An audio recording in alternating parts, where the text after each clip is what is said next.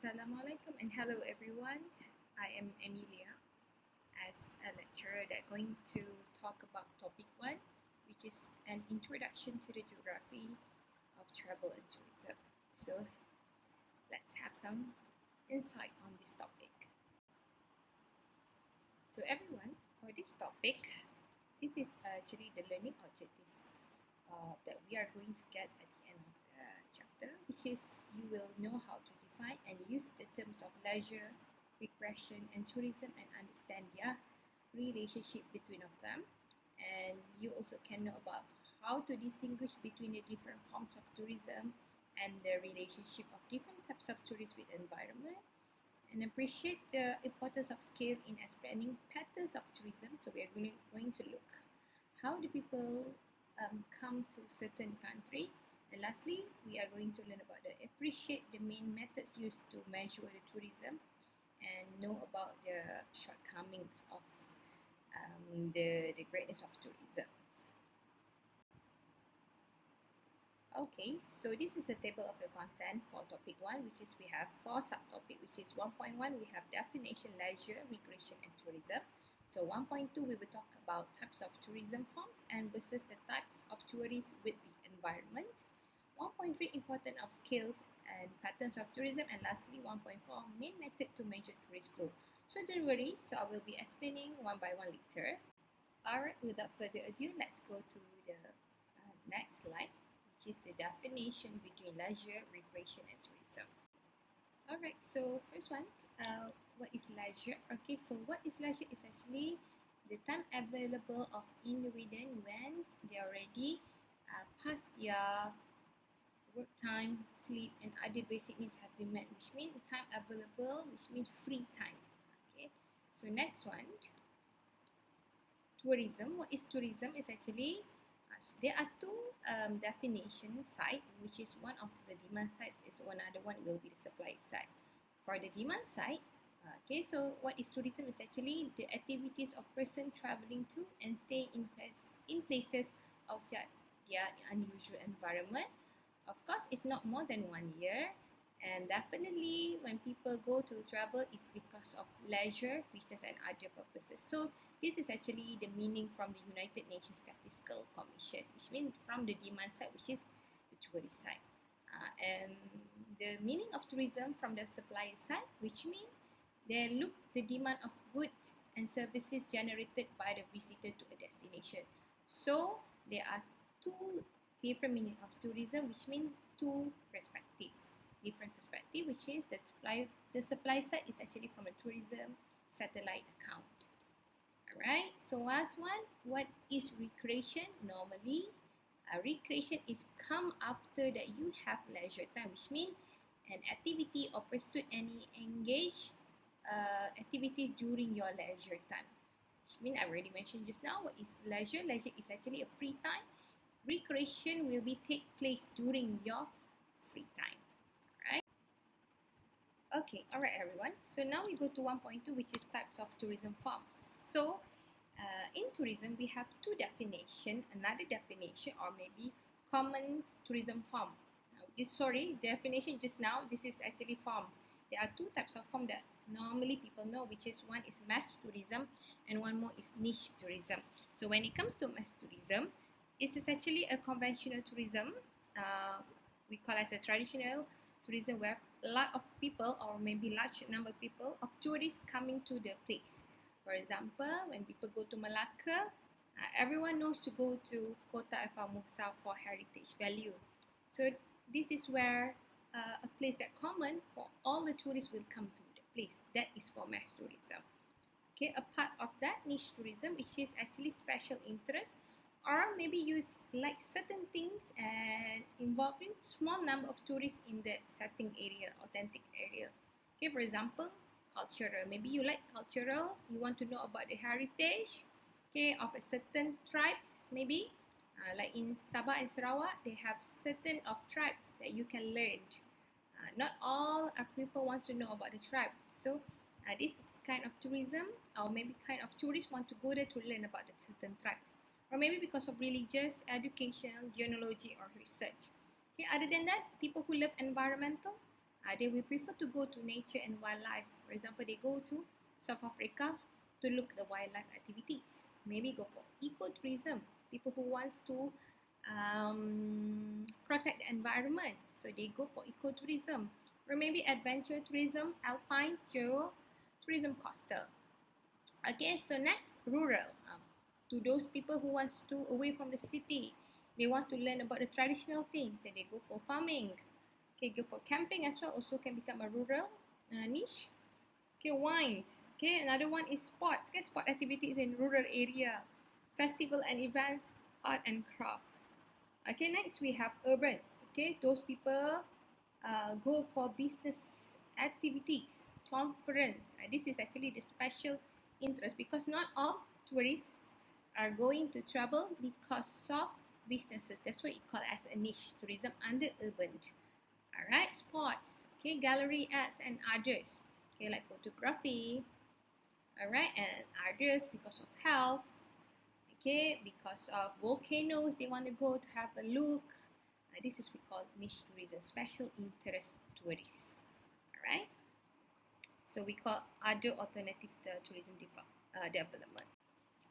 Alright, so next we go to the types of tourists that we have. A little bit that I will tell you.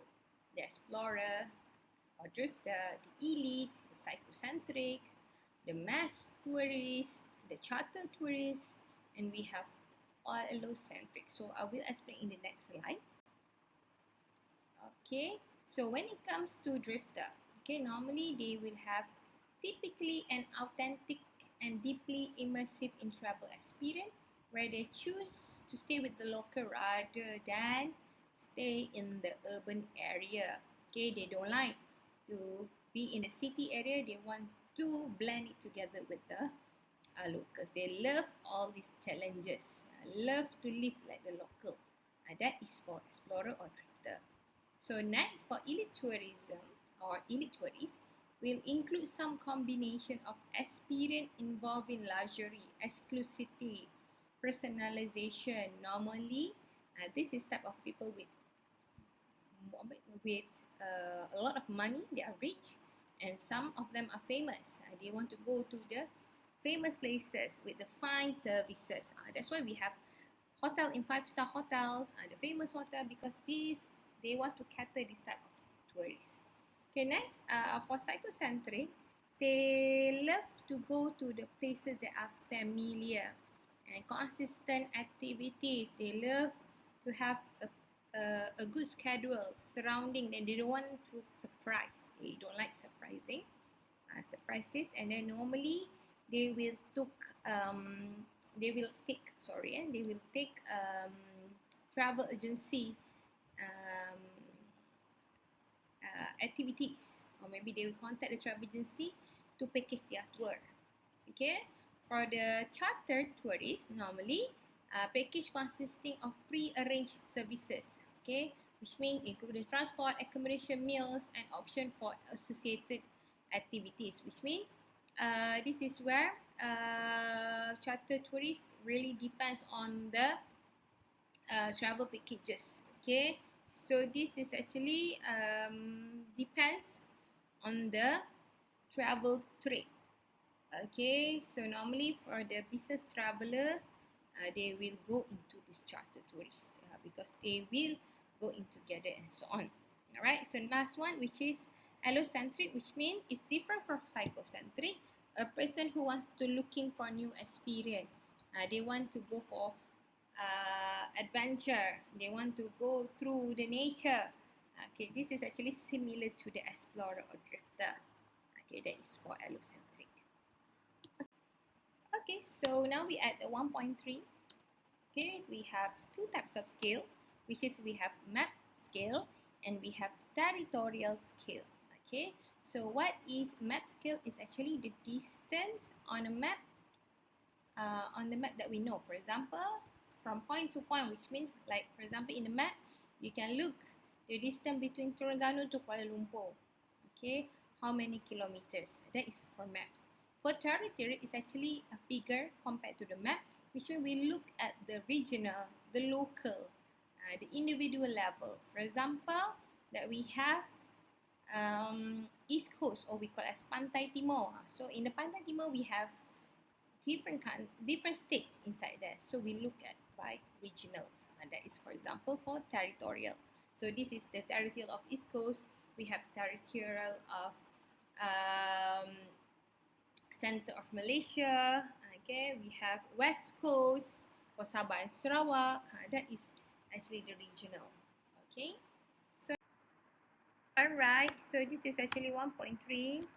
So we are looking at the skill categories. So we have three types of skill categories. We have international, regional, and local. For international skill categories, we are looking actually the flow of tourists. For example, from Malaysia, you want to go outside of the country, go to the north side of the Malaysia, so you go to Thailand, for example. Okay, maybe from Malaysia, you want to go to the south, out from Malaysia, you go to the Singapore. That is actually international. So we will look at the dominant flow. International is more bigger compared to regional. The regional is actually from the city. You travel from city to city, or maybe outside from the city. For example, we look at Malaysia. So you are staying in Terengganu. You want to go to Kuantan in Pahang. So you are going out from the city. Or maybe you go to maybe you are staying in Kuala Terengganu. You want to go to Dungun. So which means you out from your city, you go to another city, which is Dungun. That is for regional. Or maybe you go to another countryside, or maybe you want to go to the coast side, which means maybe you're from Kuala Lumpur, you want to go to Terengganu because of the seaside. You want to go for snorkeling, you go to Terengganu, for example. That is for regional. Okay, which means the flow of tourists is inside the country itself. Okay, for local, okay, this is we see the flow of tourists in the short distance, which means from your accommodation to the attraction. For example, you staying in Terengganu, Kuala Terengganu, for example. You are staying somewhere in the city, but you want to go to Taman Tamadun Islam.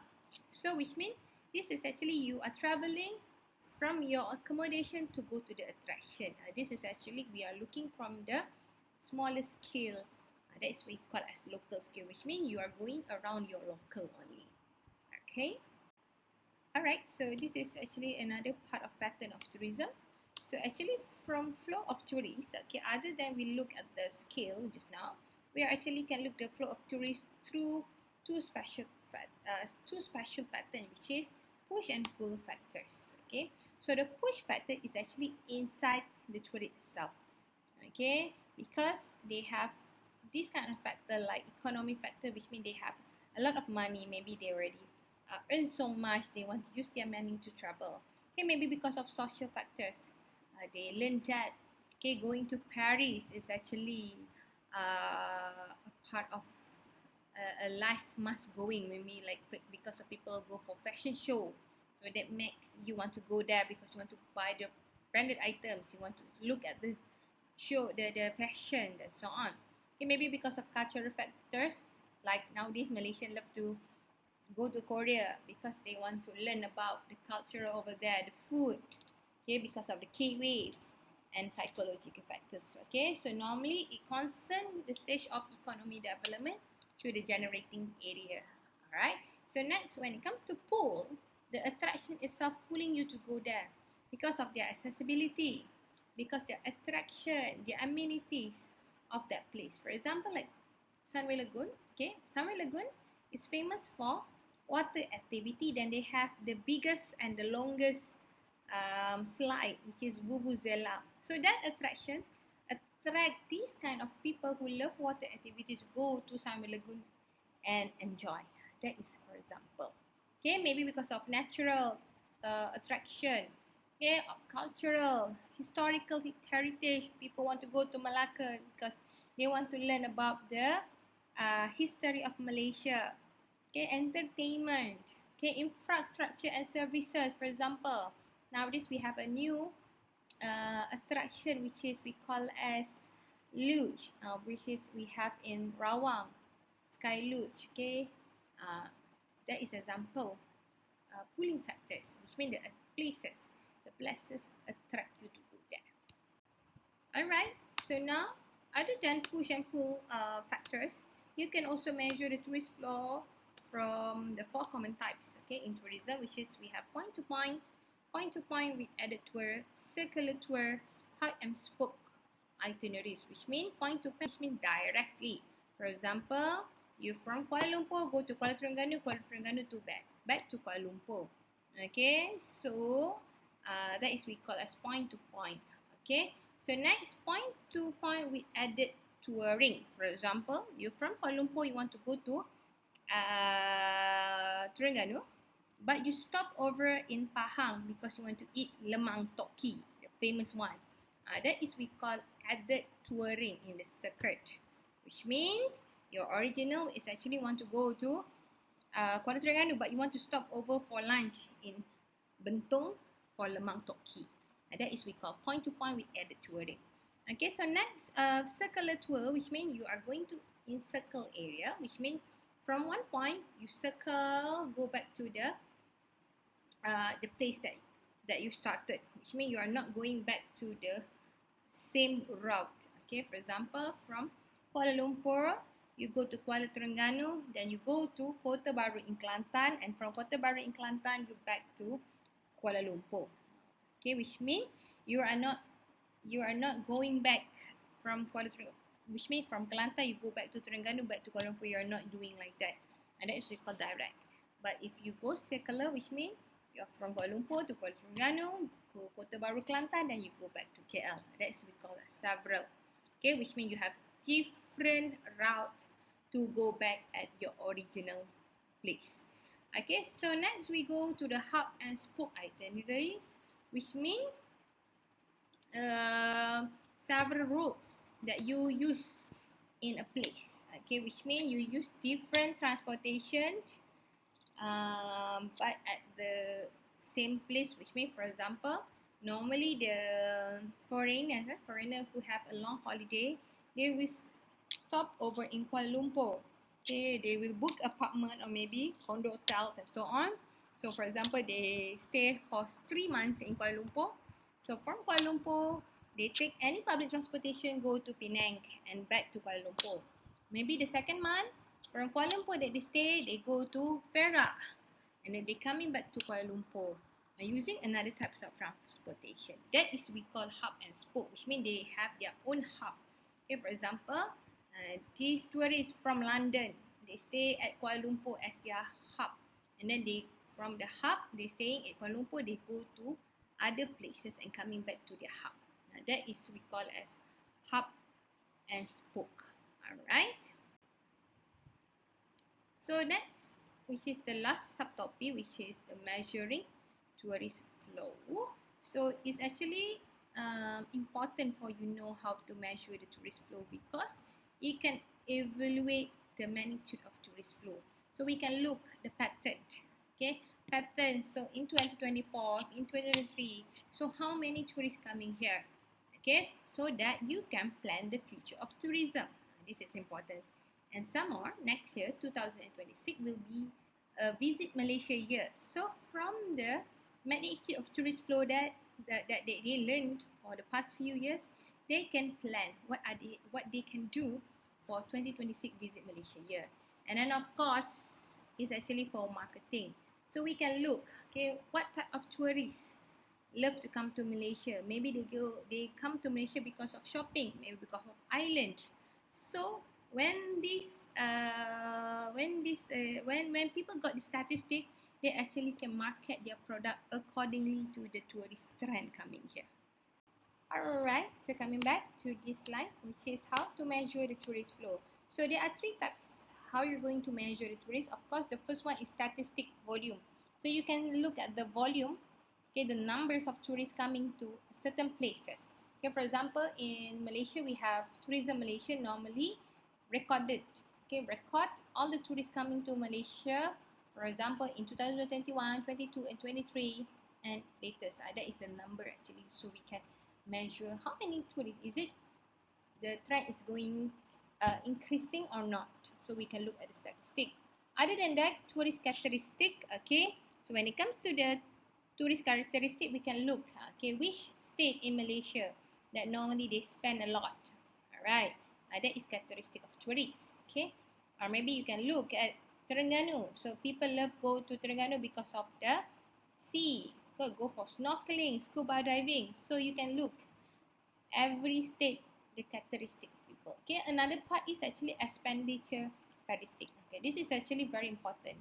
Okay, normally the Tourism Malaysia or maybe MOTAC, okay, so they will look how many expenditure, okay, spending money on a certain states. Okay, so from that money spending, okay, they can look, okay, the industry can look, okay, which state is actually the most popular, okay, how many they are going to spend the money normally.